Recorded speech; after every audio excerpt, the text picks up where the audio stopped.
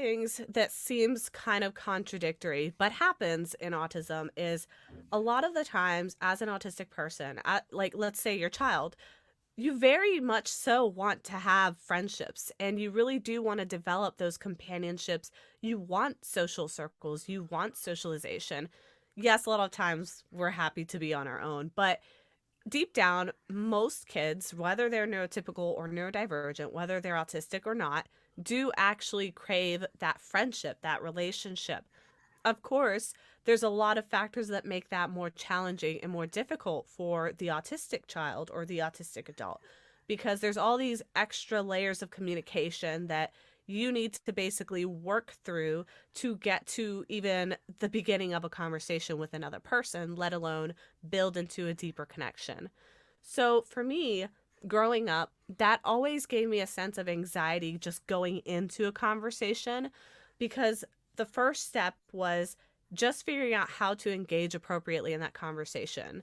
I learned from growing up as a child through my elementary years that clearly I wasn't doing something right because people would be kind of put off by me. Other kids wouldn't want to hang out with me. So when I was in the playground as a kid, I usually was playing by myself.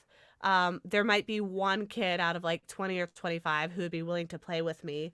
And it would be the other kid who's also being kind of like ostracized. So it seemed like we were kind of like the loner kids. And because of that, it didn't occur to me that I needed to do anything. So, like, as a child, you don't really understand what's going on because you see all the other kids getting along and playing naturally, but you don't really understand why you're not. And so I would isolate at the picnic tables during recess and I would just read. I taught myself to read very young. I was hyperlexic like my kids. I would write stories. And as I grew up, I started kind of diving into the books. Like that was my escape from these social situations. So the first thing that I learned from that with my kids is there is going to be a level of discomfort initially, even just in the anticipation of having some sort of social interaction. So at this point, nothing's happening. I'm not interacting with these kids yet, but I'm already anxious about it because I am very aware that I'm outside of the circle and they are in the circle. So just knowing and being aware that there's a group, they're getting along, they're having conversations, they're talking, I'm not in that group, that's already anxiety provoking.